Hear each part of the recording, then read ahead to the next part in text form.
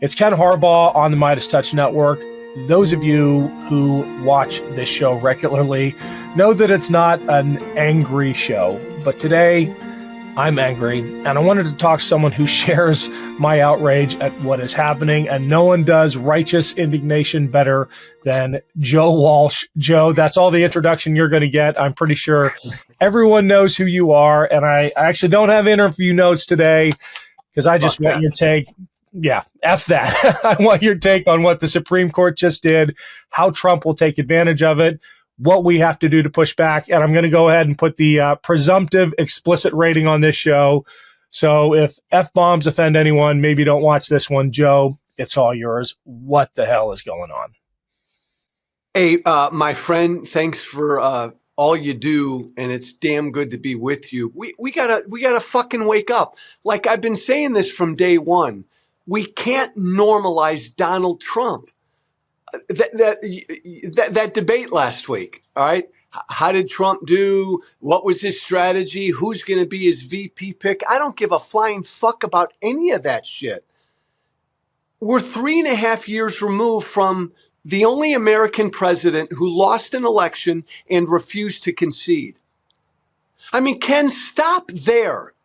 248 years. We've never had a president lose an election and not concede and not participate in the peaceful transfer of power. Stop there. That alone should be disqualifying. That alone should make Donald Trump a pariah. And you and I haven't even gotten into the fact that he then tried to overthrow the election. Yeah. That alone should be it. We should be speaking about nothing else but that. He didn't have the balls, the decency, or the love of country to concede when he lost. That should be it. Yeah. Speaking of normalizing Trump, the New York Times just published an editorial calling on Biden to drop out when he's running against someone who tried to undermine democracy. Where's that editorial? Where are the editorials calling on Trump to drop out? I think the Philly Inquirer might have done one, but we have entered this twilight zone where that's somehow okay. But, I don't get it. Well, I'm with you. I get it in this respect, and you fire back at me because maybe you'll disagree with me. Trump's Trump. He's utterly unfit. The New York Times knows that. My former party, I come from MAGA, they'll never ask him to step down. They'll never stand against him because he is a cult leader.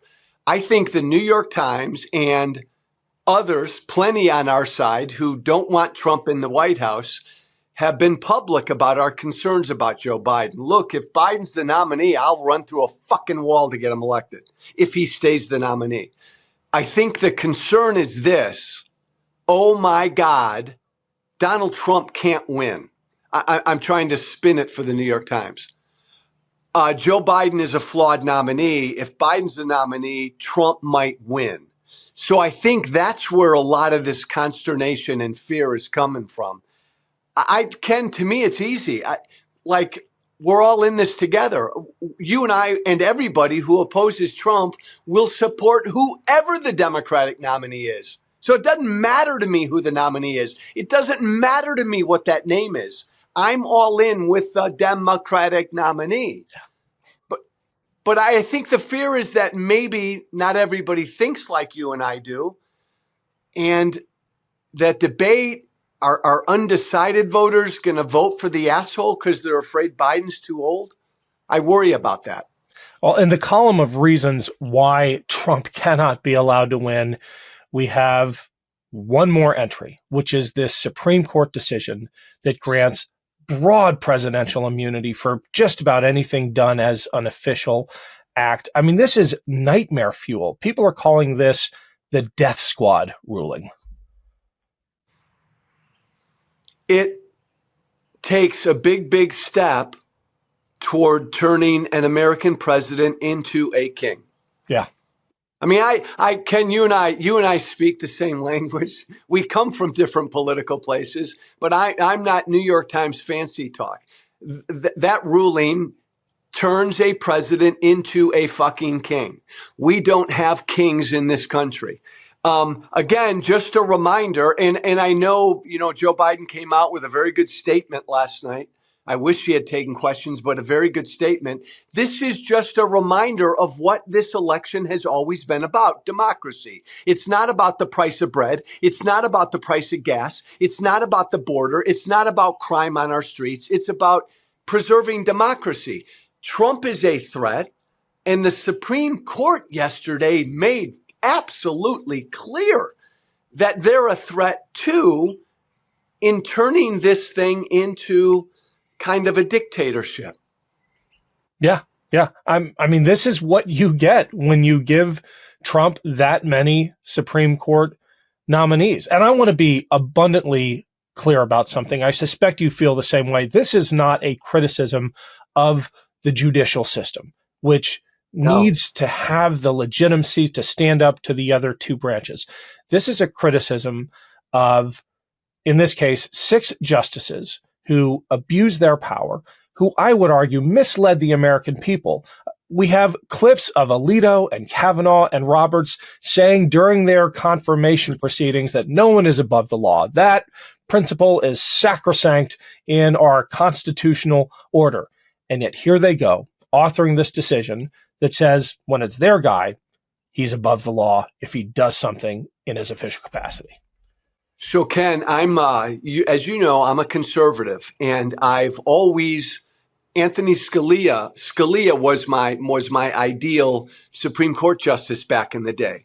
I don't think he would have supported this ruling today because, to your point, I've always kind of believed in an originalist court, a court that does its best to interpret what our founding documents meant.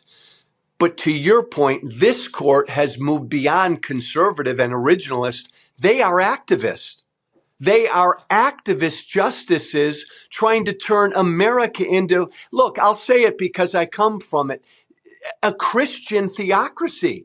I hear this shit from my former Republican colleagues in the House. They're very open about what they want America to be, a Christian theocracy. That is anathema to America. Now they have a Supreme Court that's right there with them. Scary. Yeah. Well, we have actual audio tapes of Alito agreeing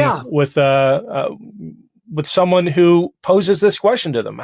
How do we reconcile in a society that has these fundamentally different views? And his basically answer is, you don't. You don't reconcile, which is fine if you're the head of the Heritage Foundation and your job is advocacy. It's not okay if you're a justice on the Supreme Court. You need to rise above that. But the court has become so politicized by how its justices are chosen, how they're vetted, how they're confirmed, that it is undermining its own legitimacy in very dangerous ways. You know what, Ken, it's become? The court's become radicalized. Yeah. And it's become radicalized, like I've said now for years, my former political party has become radicalized.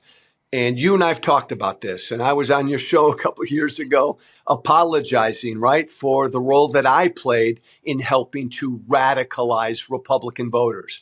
And that's what we're seeing right now. They've given up on democracy. They embrace authoritarianism. They want to destroy people who disagree with them. That's where my former party is right now. Trump is the manifestation of this.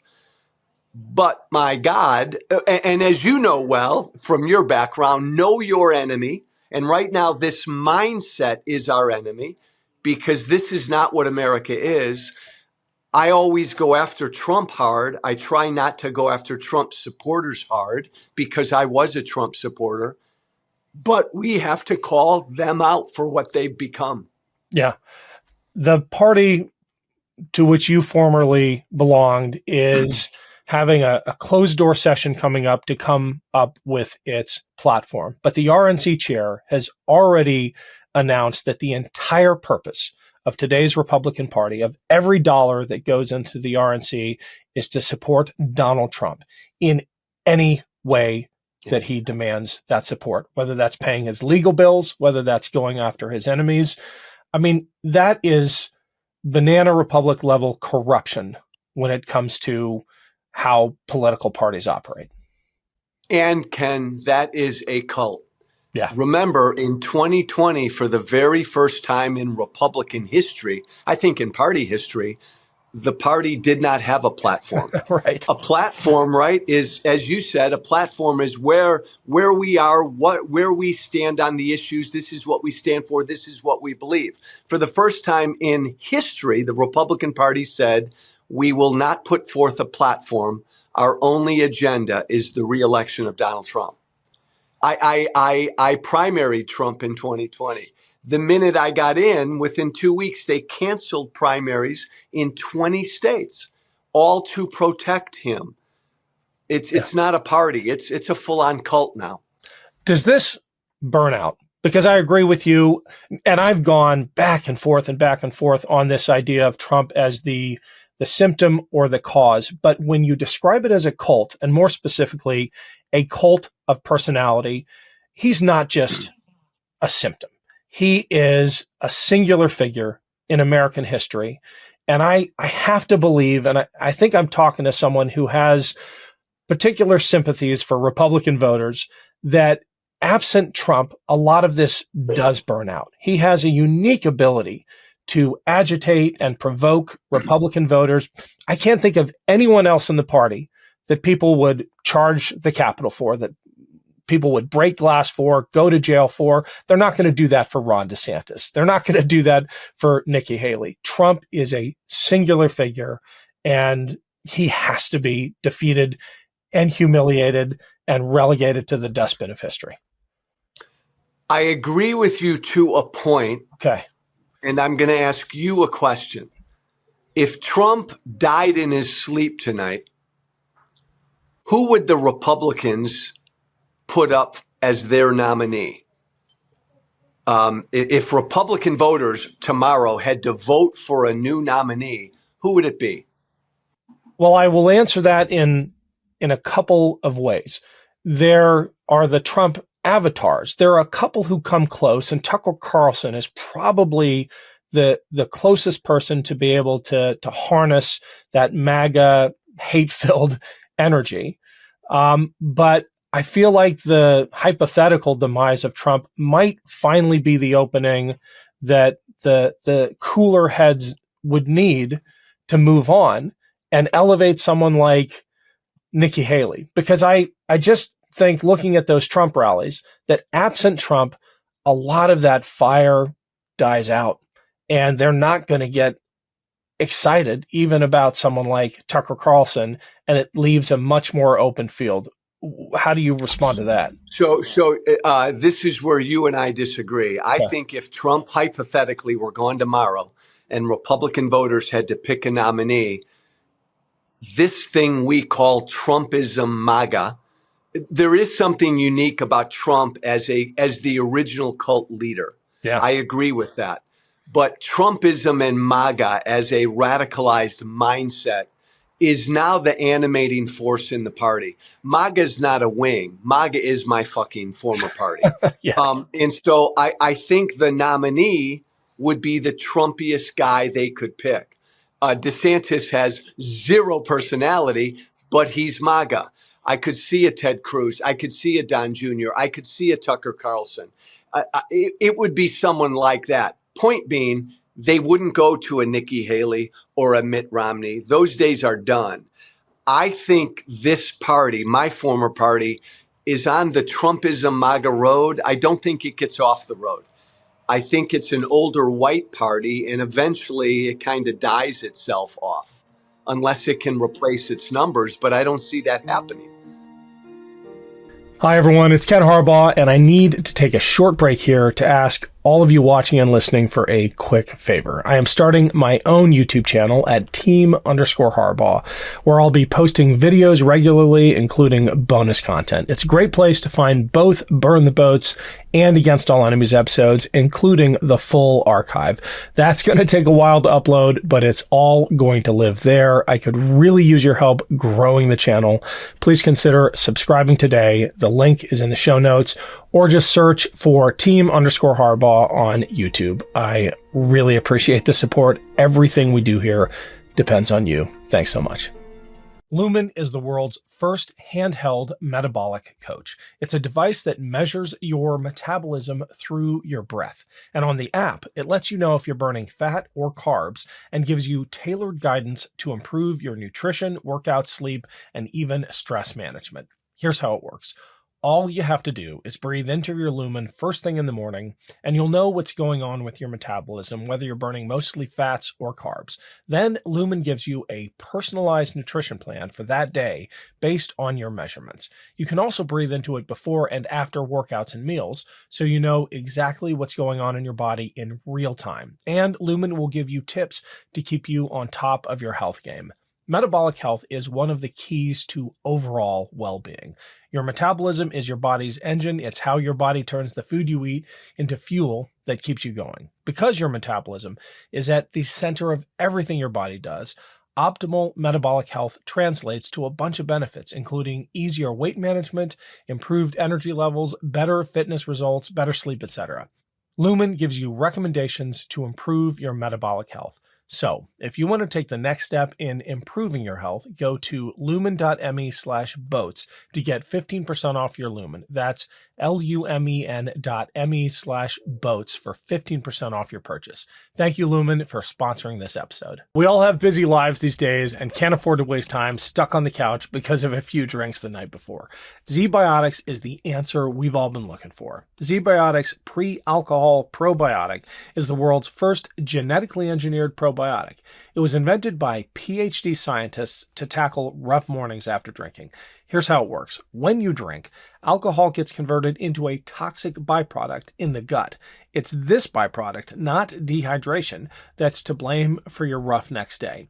ZBiotics produces an enzyme to break this byproduct down. It's designed to work like your liver, but in your gut where you need it most. Just remember to drink ZBiotics before drinking alcohol, drink responsibly, and get a good night's sleep to feel your best the next day. The first time I tried ZBiotics was at a recent family gathering. As instructed, I drank a bottle of ZBiotics before any alcohol.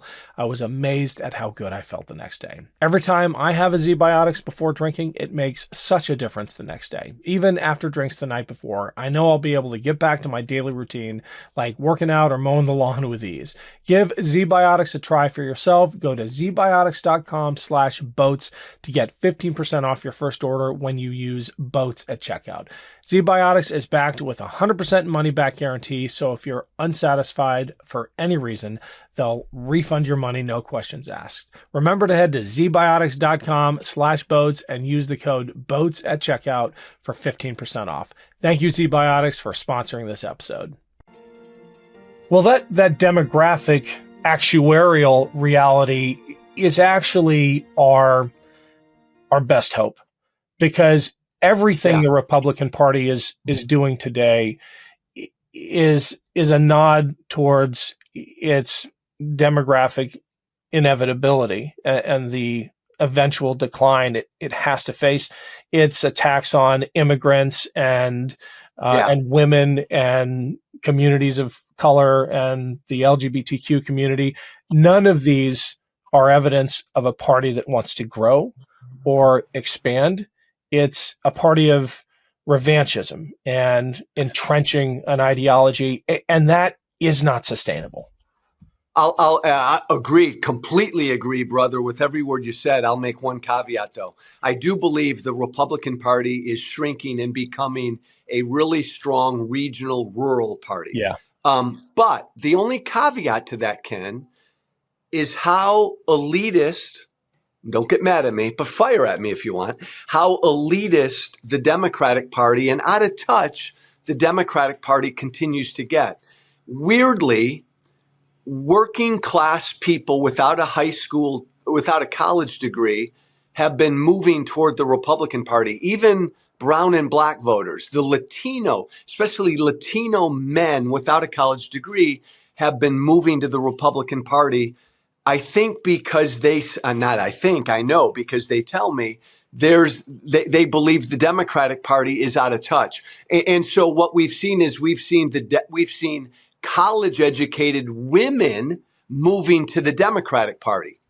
So the only thing that could prop the Republican Party up for a while is if the Democratic Party doesn't kind of get back in touch with working class white, brown, and black folk and give demagogues like Trump and the others a chance to appeal to these working class voters. Does that make sense? It makes sense. And I think you're partly right. And don't get me started on out of touch coastal elites. You know, I swam in that as a veteran going to Yale Law School. I mean, I brought a measure of like real world perspective that was not welcome at an institution like that. Although valued my time there and still proud to call myself a Yale grad.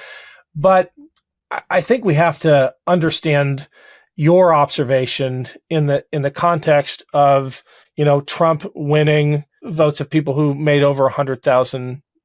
That was the only economic group that he won outright. I think we have to understand the shift of minorities towards Trump in economic terms. I mean, inflation hits lower income brackets hardest, and there is justifiable anger out there about the price of things. And I think it's inevitable that is going to be reflected in disenchantment with the party that is in power, at least in the White House. So I think it's complicated, but ultimately, I think the answer is better messaging, because when you look at actual Democratic policies, things like the Inflation Reduction Act, the CHIPS Act, the incredible bipartisan bills that this president, Biden, has been able to push through an incredibly divided Congress, they help the communities that we're talking about. We just haven't gotten that message out. We're terrible at being on the same page in terms of talking points. Spot on, man. Better messaging, but also better messengers. Okay. Again, this is what's so sad about Biden, because, and I say this as someone who's not a Democrat, Biden has had a hell of a 4 years. Yes. A hell of a record. He's done a lot. 60% of a president's job is communication, and he just hasn't been able to communicate that. The other point I'd make is I want to see Democrats who are fighters. I want to see Democrats who are blue collar men and women who roll up their fucking sleeves and can sit at a bar and talk to an average guy about real concerns. I think I think those kinds of messengers the Democratic Party needs more of. Yeah, we need a lot more of them. I think we're beginning to get them. If you look at the bench, the Democratic bench, especially as compared to the Republican bench, I'll take our bench any day. I just talked to a Democratic candidate from rural Ohio, Michael Kripchak, who ran in a district that Trump won by over 30 points. And he lost by single digits in a special election. Air Force vet, salt of the earth guy. Maybe I'll repost the link because he's running again in November. This was a special election for a vacated seat. Cool. We've got folks like that. And look at the last round of primaries and who won on the Democratic side. Like in New York, who won those primaries, the middle of the road, I would argue, salt of the earth folks who are able to get out there and communicate versus the Republican side where Lauren Boebert cruised to being renominated. The Republican Party is not moderating in this environment in the way the Democratic Party is. No, and that's a really important distinction. And we said it a minute ago. MAGA is the party now. It's mainstream Republican. It's not a wing. You've got some loony folks on your far left, but they are still on the far left. They're on the fringe. The bulk of the Democratic Party is still good center-left shit, center-left solutions. That's a big difference. And the other big difference is MAGA is fully anti-democracy. I think the left is wacko on a number of issues, but the left believes in democracy. Yes. Big difference. And the critical difference, you've said this before, but I've become a single issue voter on this because as much as I care about reproductive rights, as much as I care about common sense gun reform, the kinds of things you and Fred, a good friend of mine, Fred Guttenberg, talk about all the time. As important as those are, we don't get to have those debates if we lose the democracy. Bingo. So, and Ken, think about, you're so right. You're so right. Every day preach that. And think about this. Maybe you're bothered by this open public discussion about should Biden stay or step aside since the debate. I don't know. And I've been very public about it. I think it's kind of healthy. I think it's a sign of a healthy political party. You know, and I know the Republican Party would never have a public discussion about the fitness of their leader, right? So that's cultish behavior. This is healthy shit. Maybe it's a little too out in the open. I don't care. But this is a sign of a healthy party publicly questioning, come on, we love Joe, but is he fit? You'll never see that on the other side, and they know he's not fit. Yeah. Well, anyone who does suggest that is excommunicated. And I choose that word intentionally because an excommunication is a religious act, right? And this is what happens in a cult when you threaten the theocratic order, when you undermine the dogma which revolves now around Trump. You are excommunicated and condemned. Well, and that's why, Ken, talking about the future of the Republican Party, I was excommunicated a few years ago. My friend Adam Kinzinger has been excommunicated. I don't believe there's any way in my lifetime or Adam's lifetime that he or I could ever win a Republican primary again because we're so publicly outspoken against Trump. So I don't think that will ever be accepted back in that party.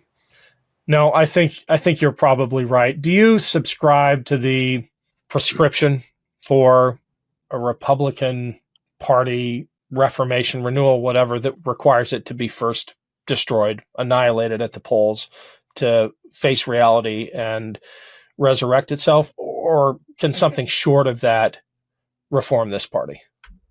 No, I think it's done, Ken. I'm of the school that this party can't be fixed and it can't be reformed.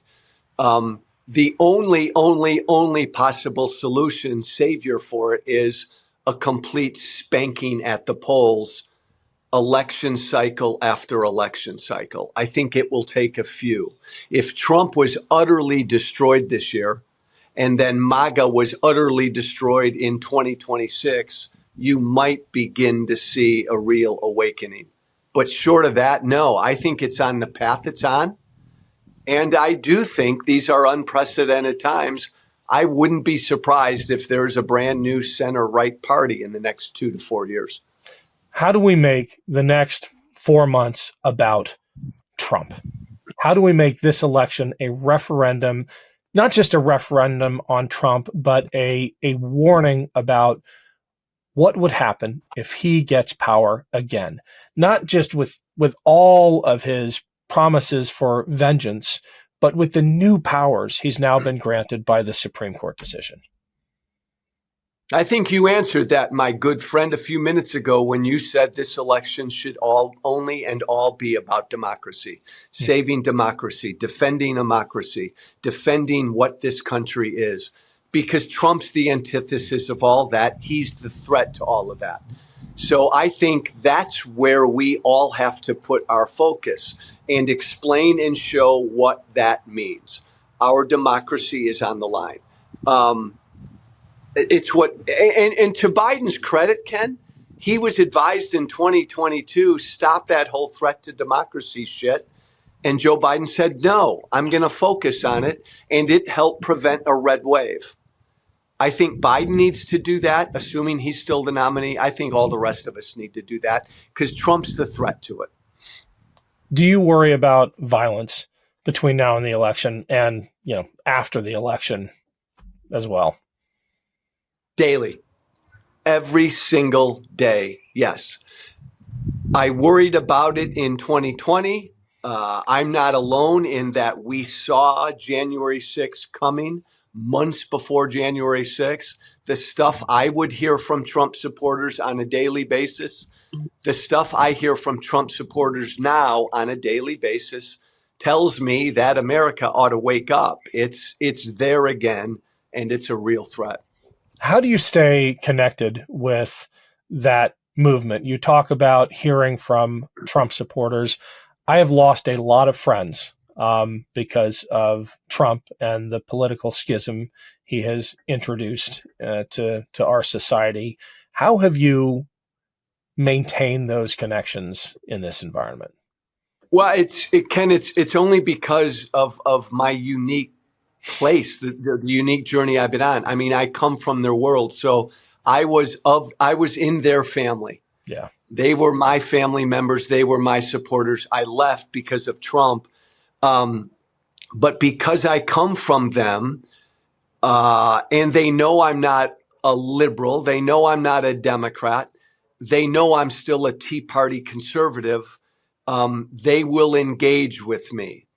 And Ken, I've told you before, because I helped to inflame them as a reformed MAGA gangbanger, it's my job. It's my job to try to pull some of them out of the cult. I'm able to reach a few on a regular basis, but the vast majority no. But they give me the time of day because they know I come from their world.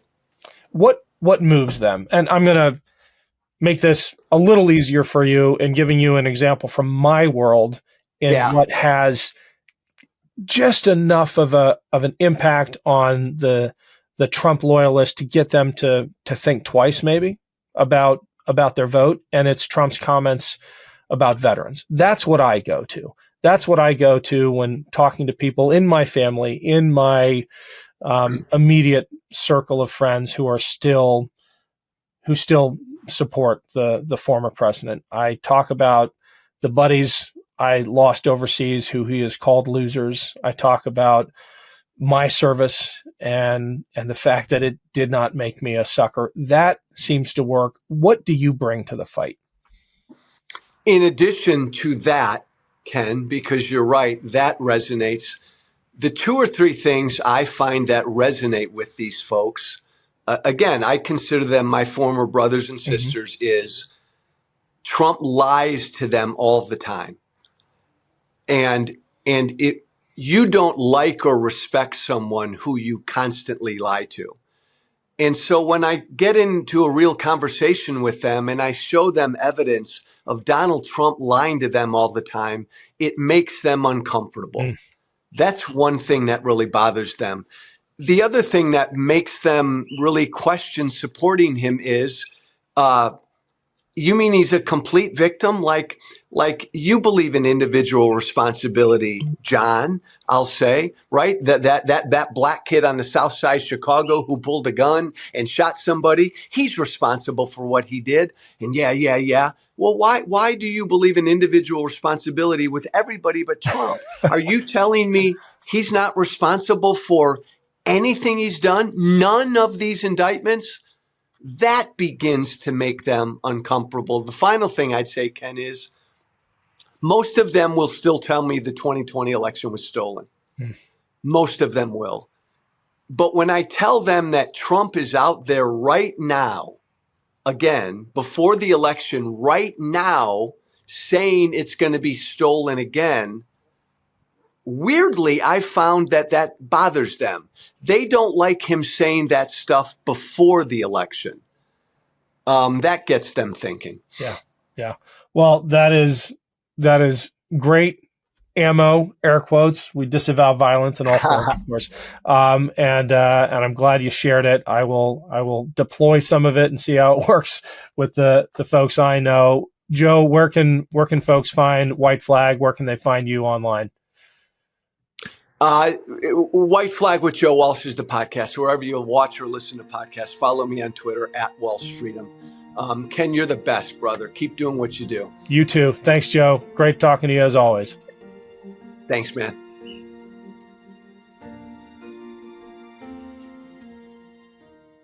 Love this video? Make sure you stay up to date on the latest breaking news and all things Midas by signing up to the MeidasTouch newsletter at MeidasTouch.com/newsletter.